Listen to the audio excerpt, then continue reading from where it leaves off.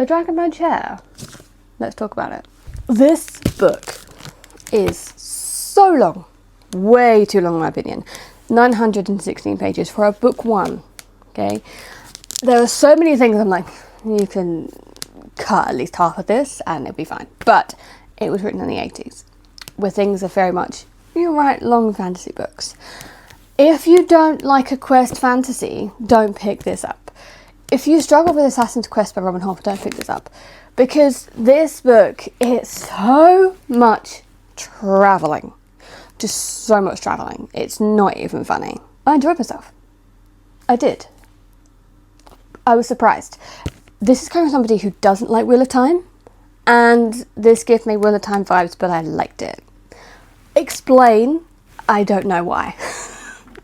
That is just kind of what happened. So, I'm going to go to my notes because I took notes for this. This book is too big to fucking hold. There we go. It can sit at the back there. Simon, he is a very, very passive character in the book. You start the book, it's very slow. Like, you think Hobb is slow. You think it takes forever to set up the story. And I'm kind of thinking you can do this in like 5 chapters, not 15, right? But, anyway, as by the by, I was enjoying, you know, entering this world and all of this kind of stuff. So that was kind of fun. But Simon as a character, first when I did try this on the audio to begin with, and I had to put it down because I couldn't do the audio. I was listening to this and I'm like, what is going on? What is happening? I'm not following. I don't know if it's because of how the writer told it or because it's the type of story that I had to pay a bit more attention to. Even though as I'm reading it, I'm just like, it's very easy to follow. I just don't know if it transcribes well to audio. I don't know. But for me, I struggled on the audio side. So I didn't do the audio. I put it down and then I picked the book up about a month or so later. And I was reading, I was like, cool. And as I'm reading through it, I'm like, holy shit, I forgot. I missed this bit here. What happened here? And I was struggling to follow who was who and stuff like this. But in the book, I whenever you read it, it was fine. It did take me far too long to read because the book is far too fucking long. I will not shut up about that. But with Simon, as I was listening to the audio, I was like, is he neurodivergent? But then when I read the book, I'm like, he's not. There are just certain traits that give him that. So Simon is a very passive character. And that's where I think a lot of people might struggle with this book. And I do recommend you push through to the end because that's where I think Simon is starting to come into his own. And there's more things coming, the plot threads are coming together. And it's, oh, okay, this is big bad, right? But Simon, I really wished he was more active. So you spend for ages with him in the castle at the beginning of the book. He would get tasked the job and his mind would just go away with the fairies. And I'm like, it's kind of like, ooh, squirrel, we're ADHD, but nowhere near as accurate, right? And I'm just like, oh, come on, Simon, come on. But I loved meeting Dr. Morgenes. I don't know. Mm-hmm. I'm terrible at names, as has been pointed out to me. I'm embracing being shit at fancy names. I liked meeting him. He was kind of cool. But it wasn't until, like, Simon had to leave the castle, forcibly leave the castle, that I was like, oh, this is interesting. And there was a couple of interesting points at the beginning of the book that Simon witnessed, and then immediately forgot because magic system, right? That was fascinating. I was like, oh, this is getting a bit of mystery. I like this. And then obviously Simon meets Binnabic, which is a troll, and Binnabic is the best person ever and needs to be protected. So throughout this book, we are following Simon travelling most of the time. And things happen, and then you get to this big Nagleman they're trying to travel to. And that's when things really start to get interesting. And there's some sort of things that it's like, okay, this has been done before. Of course it's been done before. This was published in the 80s. So I've read so much stuff that feels very similar to it. But it was still kind of, not completely fresh, but it's still entertaining to read. I'm just reading it, I'm like, oh, okay, this is a typical, right, cool, got it. That's the trope. That's obviously to pick out, you know, that kind of stuff. But it was still fun. I still like, I just like following it. And I do like the world. I like how it is.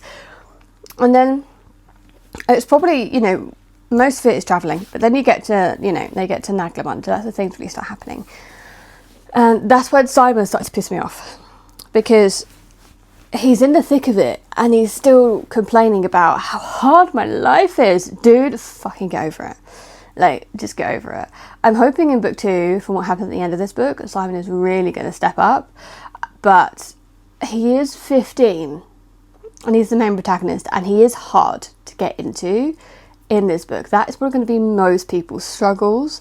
I could put up with it. I was just rolling my eyes, okay, most of the time. I was just rolling my eyes. I was like, come on, Simon, get over it. But I'm not everyone. Every POV, because you get a couple of POVs outside of Simon, I preferred to Simon. I know, because that's where things were really starting to come together, right? Especially Prince Joshua. He's got to be my favourite character, because when I first met him, I was like, are you going to be like the typical cool prince? He wasn't. He was actually more complicated than he just appears on page. And things that are happening, and the ending, the thing that Joshua was trying not to do forever, was like, no, don't want to do this. I don't want to. And then at the end, he was like, no, I'm going to do it. And it was, that took a lot from him. And how, there are a couple of other characters that don't appear on page that much. But they're like my favourite, especially reacting to Simon. So there's like the Sourcemaster who agreed to go on this mission, but he agreed even more because Simon was going. And I was like, my heart goes out for him. I love him. He also needs to be protected at all costs. Now, some of you may be wondering, should I read this as a woman? Yes, you can. This is nowhere near as bad as Typing on Your Brain that Will and Time does. Okay. There are some women in here, and they are generally well written. Some of them are written to gender roles, but again, it's also better than what I would expect for its time. So there are some like that who isn't written to a gender role, stuff like that, who starts to take more action and all of this, and I liked all of the women in this, which. How often do I say this from modern fantasy? Do I like all the women? No, especially how they're written. So it's safe to read, definitely safe to read. There does need to be more women, but the women that were in were interesting and well thought out and not there for voluminous breasts. So that is a bonus. That is how low the bar is. Considering this was published in the 80s, yeah, I like it. Tad Williams. I have a feeling he knew the assignment and took it, and is respectful. That's the impression I get from reading one of his books. Now, the lore on this book, going back to why, because it's all about Storm King, right? Going back to that was fascinating. I loved reading about that. That was kind of cool. And there's so many characters that came on the page. I was like, you're fascinating. And obviously Tab Williams went, that he's not going into book 2. And I was like, what? No. It did make me cry. But then you sort of, this is a very, very big book. But it doesn't do what Sansa does and lead up to a Santa launch, okay? But it did lead up to quite an epic battle or things going on in like different places. And I was like, that fascinating. Brutal.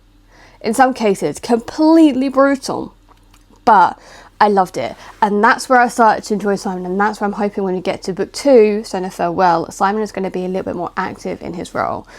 Things that happened at the end made me think, okay, things might change.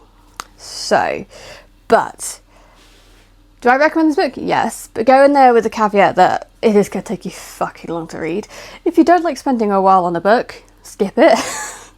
It is very big, but I definitely enjoyed myself. The sort of threat of a Storm King and what a current king is doing, and I could definitely see why George R. R. Martin took this book as kind of inspiration for Game of Thrones. Like, it is not really like Game of Thrones, but there's a couple of things I'm like, oh, or maybe, like, it's very much about fairies and how fairies are not always nice people. It's very much about somebody rising back up from the dark, demons, that kind of thing, and get to the end of it and what's happening at the end, and I was like, that is brutal what these specific creatures are doing, like so brutal, and I'm loving it. What does that say about me? I don't know. I did enjoy this book. I do recommend you read it. It yeah, I had a lot of fun. It was surprising, considering how much I really did not like Wheel of Time because of stupid characters, and yet I'm reading Dragonbone Chair where Simon is a little, well, is he stupid? I wouldn't say he's stupid, just very naive and self-centered is how I'd say Simon is in book 1. So stay tuned as I go through the series. Hopefully I can get through all 3 this year, but this was fun. I recommend everybody go read it. Let me know if you've read this book. Let me know what your thoughts are down below. If you haven't read this book and you've gotten this far, let me know if you're interested in reading a book. And I will see you in the next one.